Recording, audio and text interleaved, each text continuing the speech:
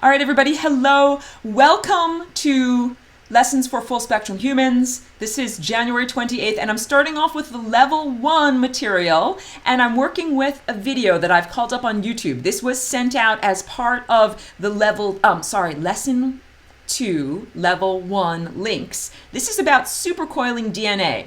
So I'm going to start this, and I'm going to talk about what's going on, and hopefully the sound won't be too loud for you to hear what's going on with me while I do this.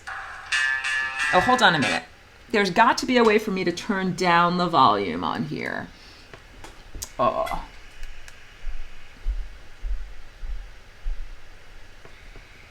Hold on a minute. Sorry, guys. Good. I now have this set up so that it will not give me a problem with the sound. And we begin. This is called supercoiling of DNA. And what you're beginning to see here is a very zoomed in macroscopic shot of DNA at the molecular level. So that is pretty much one twisted strand of DNA. What's that big giant blue bubble looking thing there? That is called a histone. That is a protein that is similar to a spool, like if my finger is a spool and you wind the thread around the spool. So you can see there's a couple of these histone proteins. And the idea of supercoiling is if you've ever taken two strings or a rubber band and simply kept on twisting and twisting and twisting and twisting and twisting. When you are twisting, you are essentially putting kinetic energy into whatever you're twisting. The supercoiling action of DNA is putting tons of energy into your DNA. I'm getting you to understand that this process makes your DNA tightly coiled up like millions of tiny springs. Okay, now you start to see some interesting things happening over here. And I'll draw this also, and I hope you can see it back behind me. But as the DNA starts to twist around the histones, it's going to start to make tori. This tori is the multiple form of toruses. So we're going to get donut shapes out of this. Let's keep going. All right, now I think you can start to see in comes the donut. So, and this link will be posted so that you can go back and check out this video anytime that you want to at your leisure. This area here begins to form a donut. And what you get are donuts stacked on top of each other like this. And then when we finish with the video, I'll show you a diagram, a scientific diagram that I have prepared for us. So now you see these are the DNA histones are all stacking together, and that creates that stack. That's a stack of donuts.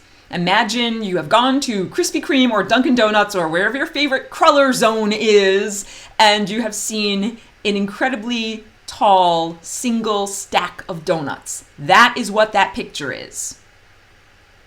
Now, remember I told you we are coiling this like a spring. So that's just the first level of, it's like if you are spinning a thread. We've now created one twine. But you know, if you've ever done any kind of weaving, if you keep on putting energy into and twining that thread, the thread starts to double up on itself. And now this is what you'll start to see. Literally, the thread of your DNA begins to double up on itself and create these floret shapes.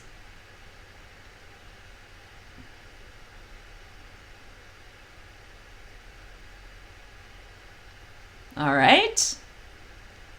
And then we can see as it coils even tighter and tighter and tighter, we get to the final shape, which is, this is how almost everyone knows about DNA. This is how they teach DNA in your high school science class. But what I have shown you in this video, or the purpose of why I have shown you this video, is for you to understand, first of all, that the X-shaped chromosome, or for males, Y-shaped chromosome, is the end result of the process of supercoiling, that it takes an incredible amount of energy to twist your DNA into this supercoiled chromosome shape, and that during the process of supercoiling, your DNA naturally form many, many microscopic torus shapes. Okay, now I'm closing down that video and heading over to my EduCreations so that hopefully, hooray, all of my pictures are there, because sometimes it loses its memory. Okay,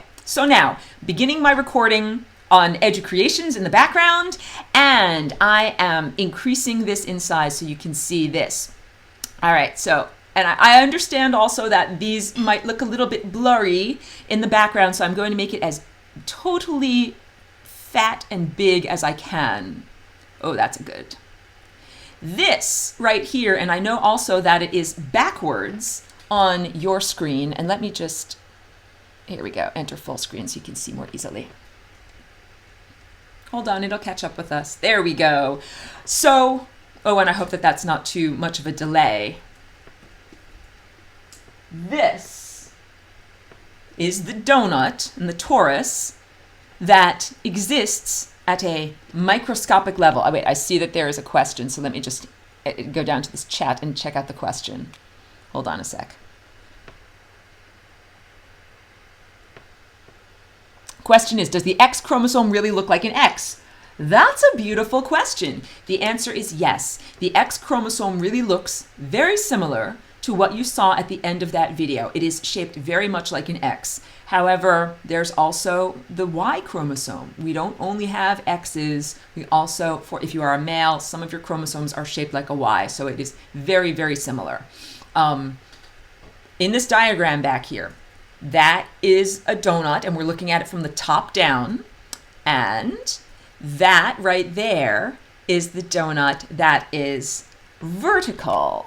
Another question about chromosomes. Do other chromosomes look like an X also? Okay, there are two different chromosomal types. There's X and there's Y. So I do not know of any other chromosomes. The word chromosome means the shape that DNA has been supercoiled into. It is like when you have packed your bags and your suitcases are fully closed with all of their latches and all of their zippers all zipped up, as opposed to chromatin. Chromatin is what happens in the nucleus of the cell when you take the tightly coiled DNA, which is like a sweater or something that's been knitted or crocheted together. And if you took one thread from that DNA sweater and you just pulled and you kept on pulling the whole thing apart until you had just a giant skein of yarn unfurled, that is called chromatin. And I'm going to draw a picture of it and get all into it. And the relevance of this to you and your daily experience has to do with epigenetics. Epigenetics meaning the code that rules the code. So your DNA, far from being, first of all, a static, recipe book of who you are. It's not static. And also, you get to make choices about which pages of your DNA are accessible. So if I use this picture in the background for you to see this, okay, this round shape here, do a little bit of drawing. This is the donut from the top down. This is the donut from the side view. And if we stack up, a lot of donuts next to each other, that's what we have right along here. This area at the bottom, and I'll point to it on the screen so you can see it. This area along here, these are all vertical donuts that are stacked up next to each other. And it's good that they're stacked up like that because it kind of reminds me of pages of a book. You know, if my fingers are like the pages of a book, if they are all stuck together like this, clearly you can't read those pages. But if I unfurl them, then it becomes possible for you to actually access and read what are in those pages. Let's say, for example, that your DNA, the book of you, contains a chapter about how to grow a really bad tumor, right? This does not necessarily mean that you are destined or fated to to grow a tumor. Let's say this is the grow a tumor page, all right? Because if your DNA is in this formation, then your RNA, which are the workers that access the blueprints and actually build things, can't find out how to build a nasty tumor. So you can have that in your genetic material, in the book of you, but you are not obliged to do everything that is written in the book of you. This speaks to the question of identical twins. Identical twins are two people that have split from the same ovum. So that means that they have identical genetics, yet identical twins do not develop identical diseases. Sometimes one twin develops cancer and the other one does not. And the understanding of why this happens is epigenetics. That means that although both twins have the same book, their book is being read very differently. Let me minimize this so I can do a little bit of drawing, and I will draw in like big, fat, exaggerated pictures so you can really see. If this is the cell, and this is the nucleus, all right? And the nucleus is where DNA resides. If you're familiar with all of this, if it is review to you, then please bear with me if I state the obvious, because also keep in mind that I'm recording this, and so there might be some people who are tuning in for the first time to this material, or who might be tuning in out of context and need a little bit of something to get them up to speed. So the nucleus in your cells is where your DNA resides. And your DNA in the video, we saw it supercoiled. I'm drawing right now. You can see a big green X over there. And if that is akin to a sweater, if I took one of these edges and I just pulled the whole sweater and I made it all totally unfurled, that is what you have inside of the nucleus. When it's just a thread of DNA that is literally totally unfurled in there, that's called chromatin. And that happens, so this has to do with the life cycle of a cell. Cells have life cycles just like you and I. You know, you go through infancy, you go through childhood, you go through puberty, and then you are an adult and you have the capacity to reproduce. This is very similar to what goes on in cells. Cells have a life stages, and the DNA is coiled up into a chromosome only during the life stage of the cell, called mitosis, where it's preparing to split itself in half. Oops, just draw a little, it's preparing to split itself in half and make a perfect copy of itself. So DNA has several things that it is used for. It's used for reproduction, but when we think reproduction, we think sexual reproduction. We think making a tiny biological version of yourself.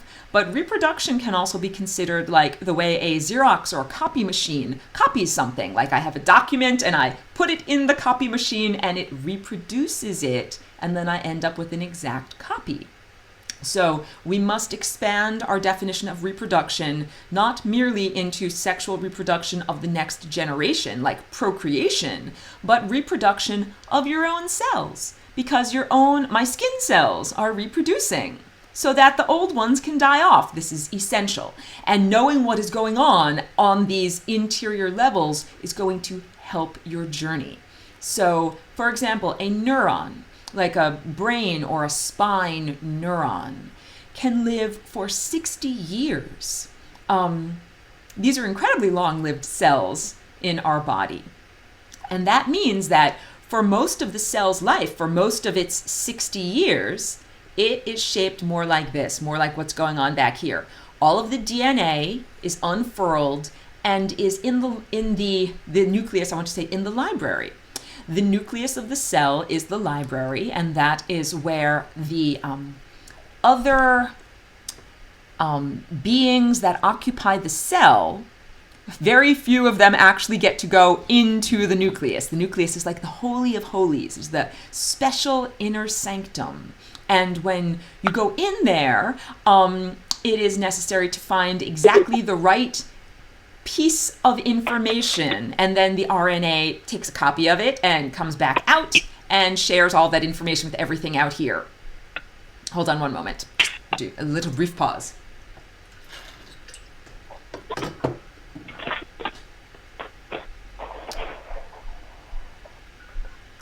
Okay. When your DNA is unfurled into chromatin like this, it is constantly moving and dancing.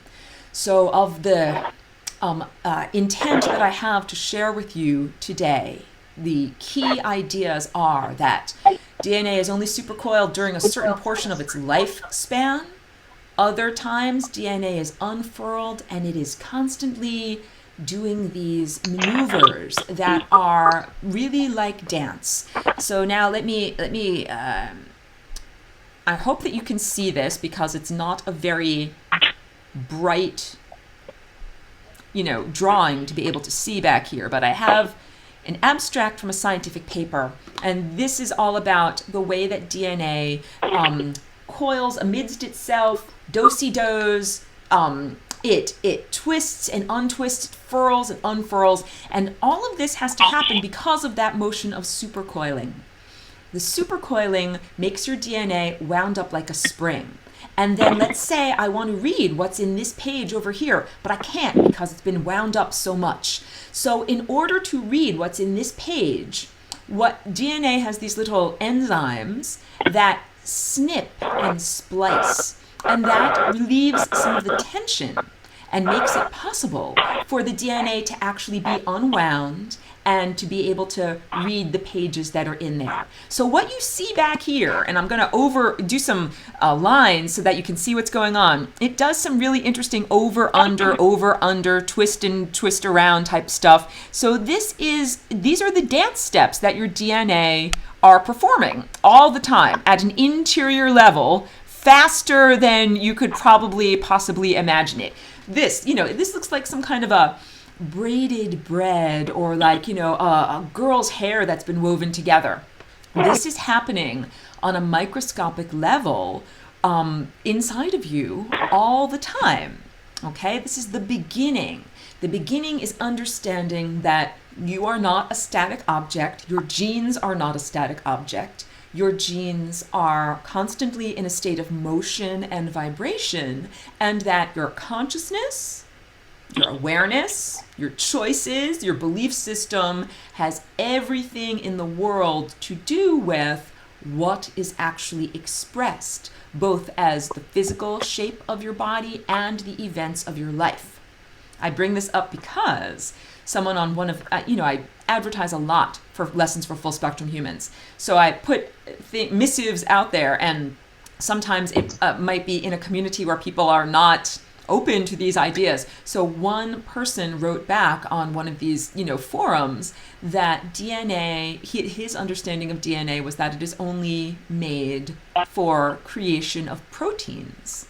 That it is made to like this is the shape of my eyebrow, and this is the shape of my earlobe, and that is what DNA contains. But he could not make the cognitive leap that DNA also describes events in your reality, because you are living within an overarching alive organism, the cosmos. And DNA is not just something that is inside of you, it's inside of the organism of the cosmos. And that what you perceive as other, something other than you that's coming over to you, a dog, a cat, a bear, a galaxy, whatever, anything else that's not you, is actually still part of the cosmic DNA.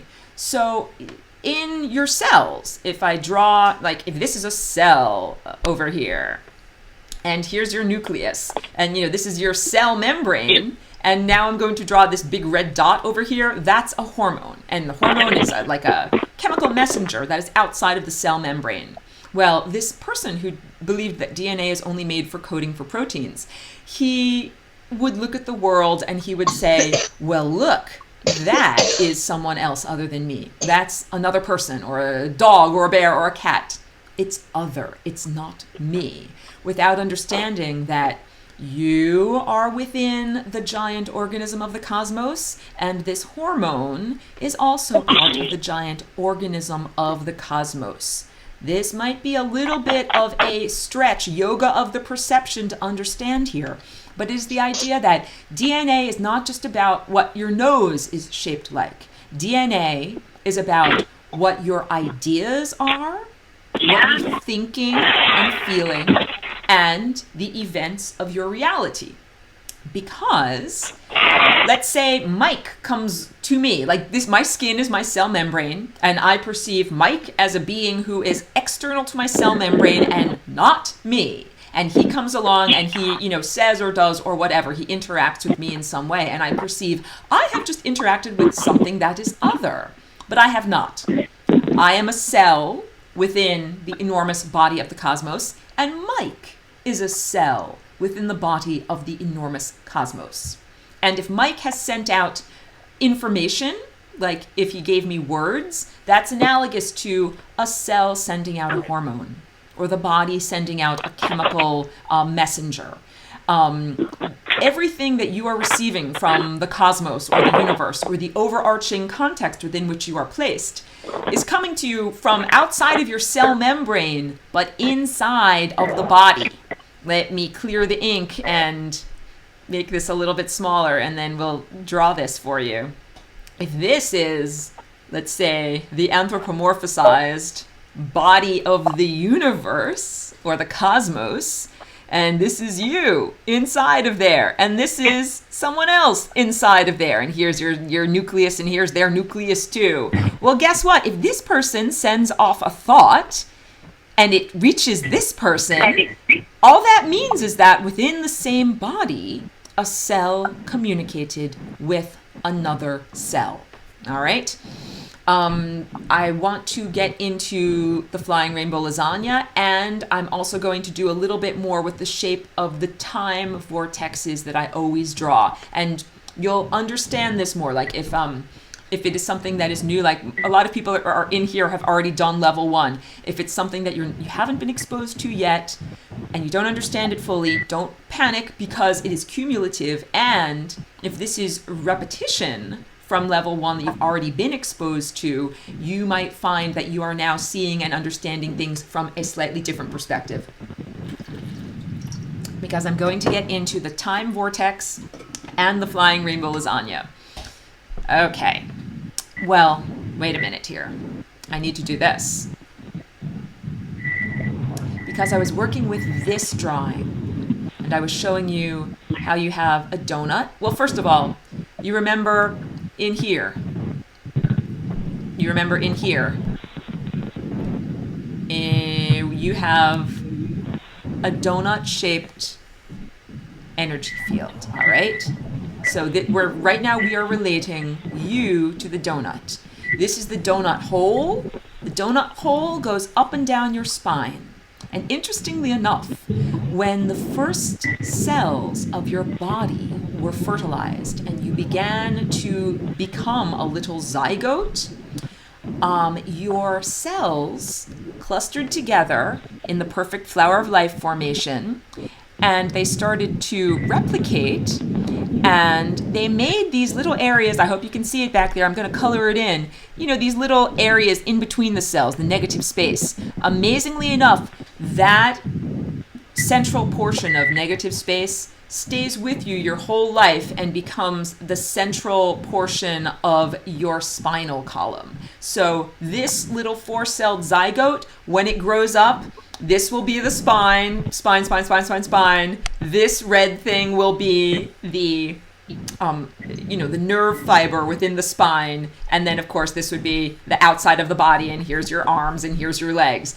So the initial conception of you on a cellular level happened according to sacred geometry and has formed you on a basic level according to these, let's call them patterns that energy flows in the universe, all right? So we now have your DNA coiled up into these tiny donut shapes. This is one of these donut shapes, and then when we stack them all up, we get a stack of donuts like this. But we understand, and I will go into this even in greater detail, that the flying rainbow lasagna is what happens when you take a donut shape and you start moving it up and down, or vibrating it or oscillating it in a higher dimensional context. So we gain another dimension when we move at 90-degree angles. I'm looking for something flat. I'm going to use this. So this acts as the second dimension. And I do a whole class that's all about building the dimensions from the 0th dimension up to the 11th and beyond. So we will get to that. Again, it's cumulative. It builds. If this is the second dimension, a flat plane, what is 90 degrees to a flat plane? It's the third dimension. What is sticking up into the third dimension, right over here. Adding another dimension with the flying rainbow lasagna, I'm just going to take care of the sound, the audio, because I hear a little bit of...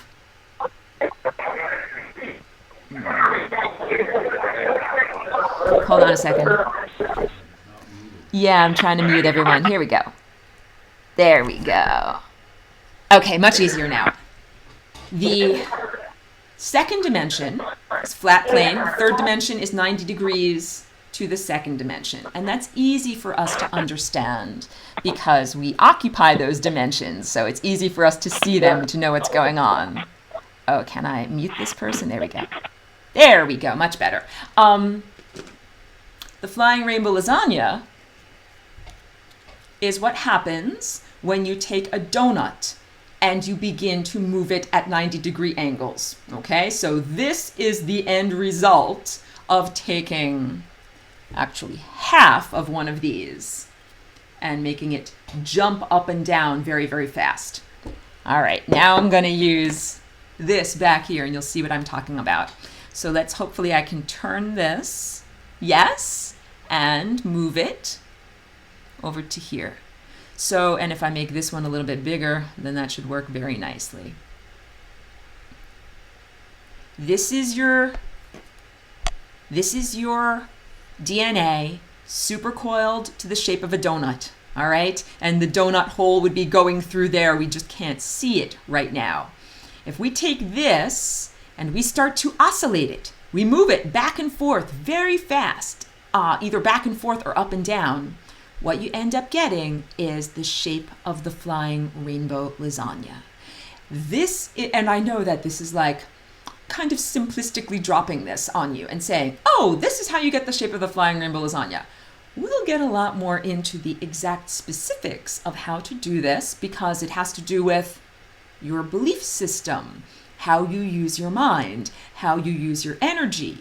We're understanding now DNA is a bridge between the world of pure energy and possibility and probability and the world of physical flesh and matter that can be experienced. So I'm going a lot into DNA today, forming a foundation so that you can understand how it will eventually change and shift into a flying rainbow lasagna shape. This happens on a tiny microscopic level at the same time that it is happening on the overarching macroscopic level of your actual energy field. So if it seems simplistic, like I have said, oh, and you just change your donut into the shape of a flying rainbow lasagna, it is simplistic because it's like saying, in order to build your arm muscle, all you do is move your arm like this with a weight attached to it. That's not exactly being a personal trainer. So I am definitely a personal trainer for everyone, and I will give you the exact steps about how to do this. But in today's class, we are just learning the foundation basics. We need to set that foundation of understanding that DNA is not static. It is constantly vibrating, twisting, shifting, and morphing, and that during some of its stages of expression, it is shaped like a donut, and that through understanding and embodying the idea of the flying rainbow lasagna, you can get your donuts to dance in the shape of a flying rainbow lasagna. And what does that mean? What is that? What is the effect, or what is the significance of that on your personal experience? And the answer is, I've been either overtly stating or alluding to the limitations that have been placed on humanity more than 10,000 years ago, and that humanity has been struggling against these limitations for such a long time. The flying rainbow lasagna, right over here. This is how we begin to transcend those limitations. This is how you get up, over, and around any genetic blockages that have prevented you from fully utilizing your third eye, being telepathic, being telekinetic, living in a state of divine harmony, living in a state of pure cellular regeneration with little or no cellular aging. All of these things have been happening because of a degraded DNA system. And when you begin to turn your DNA into the shape of a flying rainbow lasagna, then you no longer have to deal with those degradations, the things that exist as a byproduct of genes not acting the way they're supposed to. So it's beyond what your genes just look like. I had to stop myself for a minute there because I realized I have to rewind. The way that science has studied DNA up until this point is essentially to take the sweater of your DNA, your chromosome. Not only does it unfurl, science unfurls all of the DNA, it also chops it up into bits. So you now have a skein of yarn. I want you to chop it up with a machete until it's just like a pile of goo. I want you to mix it with water or a solution and shake it all around so that nothing is next to what it was originally next to. And now, so send it through a blender. And now we're going to do just a basic analysis of like the molecular heaviness of what's in the blender, the blended materials. That's how science looks at your DNA. It's like saying we're going to understand a painting. Like we're going to take Van Gogh's sunflowers and we're going to understand this painting by putting it in a blender, adding water, blending it up and finding out how much yellow paint, how much orange paint, how much black paint, and how much linen canvas was in that painting. Okay? I'm being comical about this, but this really goes a long way to speak to the limitations that science places on its exploration. The scientific mindset is meant to be one of neutral questing, that you do not have preconceptions and that you investigate or look into what is happening in the world. This is not actually what most science is, because most science, by the way that an experiment or an observation is set up, has built into it many, many preconceptions. So the preconception built into science's way of investigating genes is that genes are static, that genes are not moving and vibrating, and that something can be learned by studying them in their dead, disassembled format. This is like saying, well, again, I used a painting as an example. I could use my cat as another example. The boss is sitting right next to me here. I could say, okay, the way to understand a cat is take the cat, put it in a blender with water, grind it up into a million pieces, and then figure out analyze what the cat is made up out of. And that would work fine if my cat were made out of something like granite or marble or glass. My cat, however, is a living organism that is more than the sum of her mere molecular parts. Same thing with you and your DNA. You are more than just a molecular organism. You are the end result of what is happening when your DNA is vibrating. And when science kills and dissects something and looks at it, it totally dismisses what that organism is doing when it is alive and vital. And when your DNA is alive and vital, it is dancing and vibrating. So these are some of the limitations that have been programmed into even being able to investigate DNA. And I've done a lot of work with talking about DNA here today because this is one of the main programs, mental programs in this time and place. We've got a couple of programs. E equals mc squared, and the idea of the limitation of the speed of light. All right, the idea of DNA and DNA creating your cells and creating your world. And I bring these up because I have to speak to the scientific mindset, because I have incarnated in this time and place and in this socio-cultural milieu, and I need to speak to the people that have these beliefs in order to change and amend. Brief pause while I close this down in the back. So Educreations is being saved in the back, and that is always available at the end. The value, if you are a person who is here just for the webinar but you haven't formally enrolled in the class, if you enroll as a student, you get access to all of the Educreations, including what I draw and write on my screen back here, so that you can always catch up with the class presentation if it was too tiny and blurry for you to see properly. Okay, so now I'm getting going on part 2 of this lesson, and let me just bring up a little something without taking too much time, so that I can talk about DNA.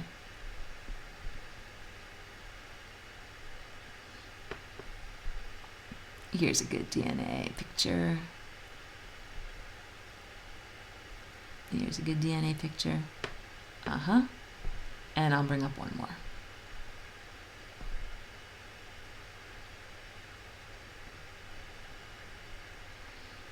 Okay, so I spoke about, in part 1 of the level 1 teaching today, I was speaking about, first of all, this is a really good picture that shows that cell division from the single cell, and I'll blow it up super huge so you can see. Single cell, all right?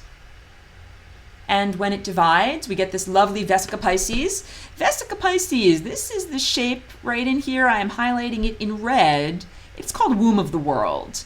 This is an ancient symbol. People call it, quote unquote, sacred geometry. It is an ancient symbol, and it used to be a symbol of divine feminine, being symbolic of the female genitals. But in the age of Christ, it was turned on its side and had a little tail attached to it and became the Jesus fish. All right, so that is where that came from.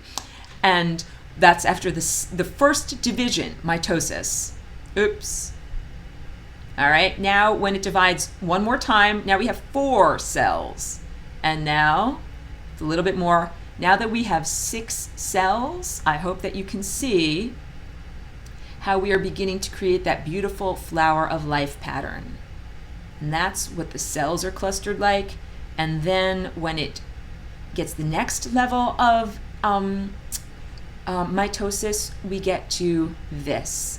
And at the point that the cells divide and create 64 cells, your initial cluster of fertilized cells are then prepared to begin to differentiate into things like skin cells or bone cells or whatever.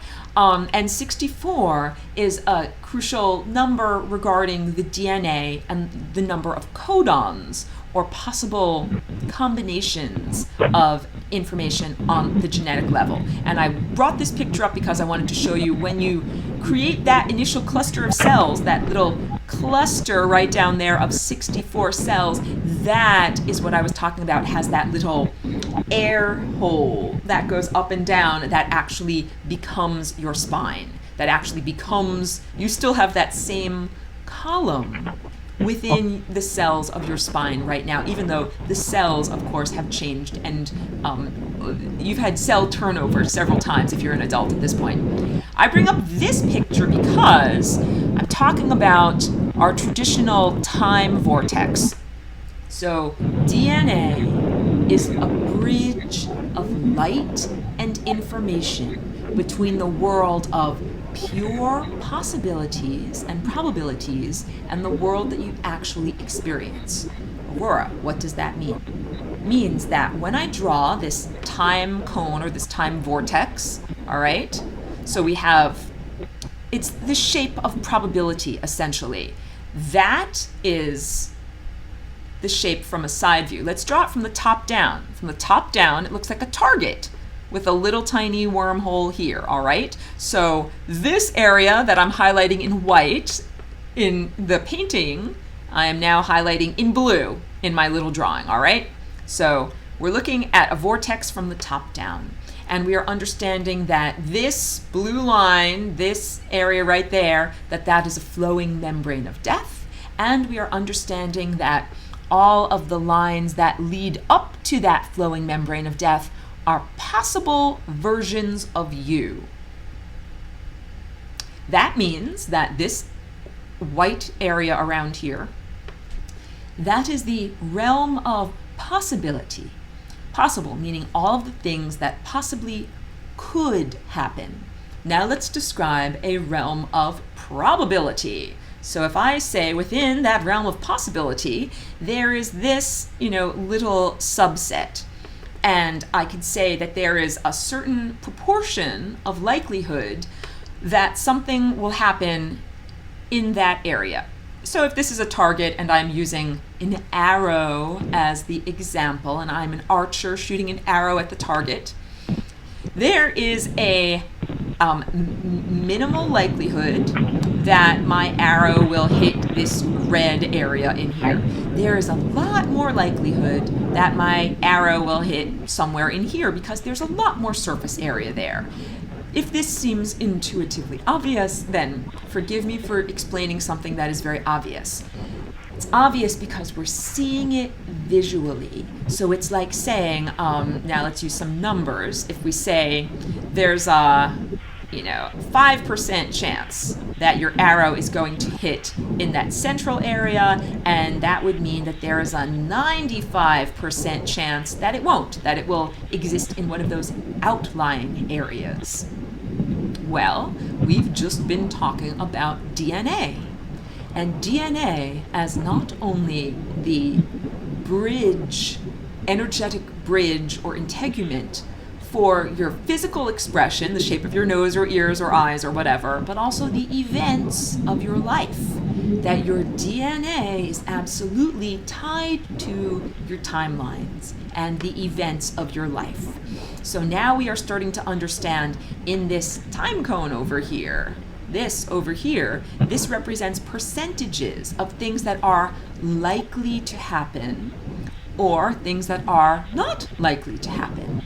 So in this drawing, if that represents the totality of what is possible, and I put one little dot in the middle, that one little dot in the middle, like 1 in a million, 1 in a billion, that one little dot, that is that central timeline that actually leads out of this experience, out of this time cone, out of this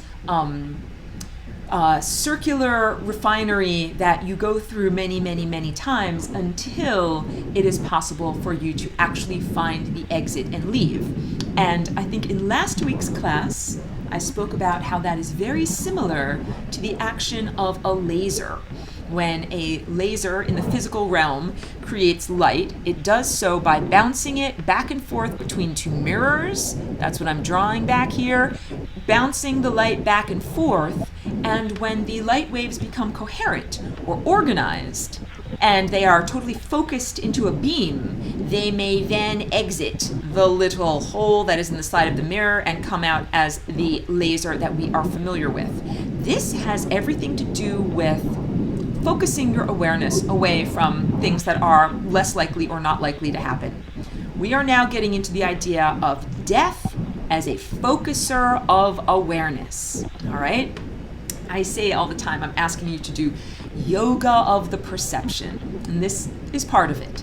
We have been programmed culturally to look at death as a bad person, like a masked, man with a scythe, and he wants to cut off your head. This personification of death and the concomitant fear are distortive. Death is literally, let me find a good color to use, literally this membrane. Death is literally, and I don't think you can see that at home, I will draw a better picture for you. This membrane right here, this right here, this is actually made up of the final moment of you. I'm drawing big, giant final moments so you can see it. But these final moments here all contain a little dead version of you. Here's a little dead stick figure. All right, with blood. Draw something red for blood. Little dead stick figure. And that's you. All up the entire membrane, the boundary of that area in this diagram. The boundary is your demise, your final moment. Now, last week, Ed had an excellent question, and I said that, and it was asked after class, and I said that I needed to draw the answer, so I'm going to draw the answer. So Ed asked the question, what's in here? What's in these negative spaces? You know, I used this as the representation of the 4 vortexes and show that there is a negative space here, here, here, and here, but that's the front. So we would have 1, 2, 3, 4 negative spaces, and of course 4 negative spaces on the back. So that's this. 1, 2, 3, 4. 1, 2, 3, 4. This is the negative space, all right? I'm gonna use everything at my disposal here. I'm going to draw and use sculptures because it really does help when we can see it both 2-dimensionally and 3-dimensionally. So starting off with the torus, because you have a torus at the level of your DNA. You have a torus at the level of your giant energy field. This is the torus, okay? And I think I spoke about that last week. The way that that is started is with a sphere. I'm just drawing a sphere here. And we begin to take that sphere and move it around. All right, so I've got that sphere spinning around and around and around, you know, in a circle. And that creates this donut shape. Or you could imagine it as beginning with a large rubbery ball and having an impulse dimple that ball here and here, creating this vortex shape. And I tend to favor that way of looking at things because that takes into account consciousness and how your consciousness created these timelines. So your consciousness said, hey, I wonder what would happen if, and started to move in this direction. And what that caused to happen is this membrane here, this black line, it started to go like this. And that's what you have. This is where we get the time cone from. I hope that when I draw this, and this is my super shorthand, but everyone's in the class and so they know what I'm talking about. When I draw this, I'm talking about this area in here, that cleft, that negative space. So if I start off with a sphere and I go in like this, and like this, and like this, what I end up with is a shape that is like this. Okay, so I essentially have puckered in the fabric like this with my 2 fingers and puckered it in like this with my 2 fingers. So this area in red, this lobe shape in red, that's the membrane of death. That is comprised of all of the little final last moments of you. It means that if you're traveling in this direction and you hit that membrane of death, you can't get inside. You can't get inside the orange zone. This is important to understand because, hold on a minute here. Here we go. Hold on a minute. There we go. Okay. This is important to understand because we're talking about different worlds, literally a different world. The realm that is here, this area down here, I'm highlighting it in a different color. Here, this blue area right in here, that time cone, that's a life. And this is another life, this area that I'm highlighting in blue over here. And this is another life that I'm highlighting in blue over here. And yet none of those lives involve going into, I'm just going to use black, this area in here, okay? That area is literally energy that is moving in a different direction, a different dimensional direction. And the whole idea of this shape is that this is the shape of consciousness exploring itself, that you go through all of the iterations in order to explore all of the possibilities. I drew this target, the target of possibilities and probabilities here. You, as the experiencer, have to go through all of these, every single one of these possibilities until you get to the middle. And the idea is that we are here exploring all of these possibilities, no matter how seemingly strange or outlandish, because that is, we are consciousness exploring itself. But we are only exploring the area that's in here. And we have not yet, or are not yet, exploring this area that is the negative space. So the answer is, the question that Ed asked is, how do you get in there? And the answer is that right now on our journey, we don't go in there. We go into the middle, which is the singularity, or on this sculpture, we go into that point where the four vortexes meet together. But we don't go into the negative space. That to us would be like nothingness. There would be like nothing there. So I see that there's a question in the chat, and I will check out what this says. From the bottom through the central wormhole to the top infinity hole, does that relate to the same process coming in from the side? From the bottom through the central wormhole. I think I understand your question. When this would be here, this would be like from the bottom to the central wormhole. That you can only get on that timeline once you have filled up all of the rest of this. All of this and all of this to the left and right. And you can never get through this blue line. You can't go through there. You can't go through like that and explore what is over here. It's not possible, because once you hit that blue waterfall, you don't go through it. You circulate back around to the beginning, and you try it again and circulate back around. Try it again, again, and then it is only when you find yourself in alignment with that central timeline, much like the photons in the laser being aligned by bouncing back and forth between two mirrors. Then when it is in alignment, that's its final journey, and it's going in the right direction, and it can go where it needs to go. So this flowing membrane of death, this is not meant to be like death the adversary, or death the evil being that wants to kill you or harm you or, steal your life, like all of these personifications of death that have a lot to do with negativity and evil and fear. And I am giving you a new understanding of death as, first of all, an abstraction, an impersonal force, and a focuser of your ideas and of your consciousness. I'll get to that chat in a minute.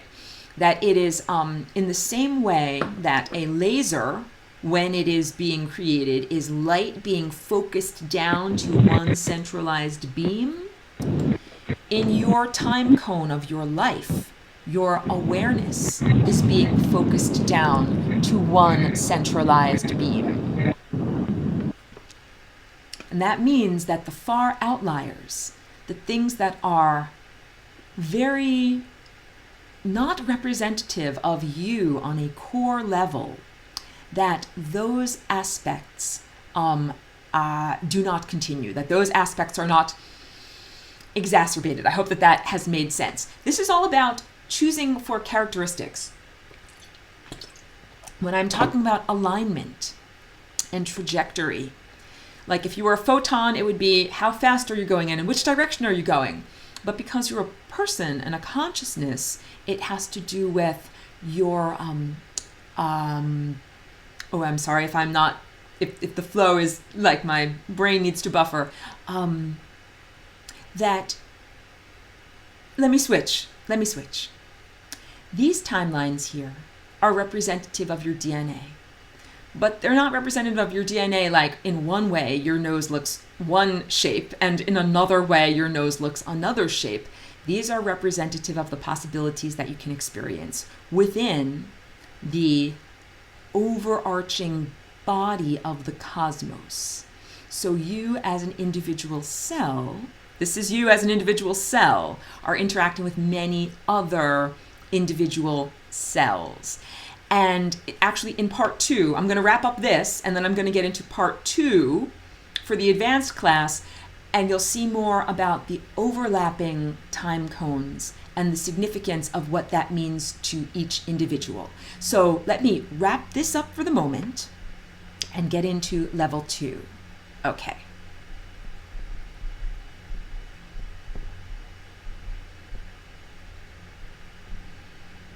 Thank you for understanding, and we'll pause this.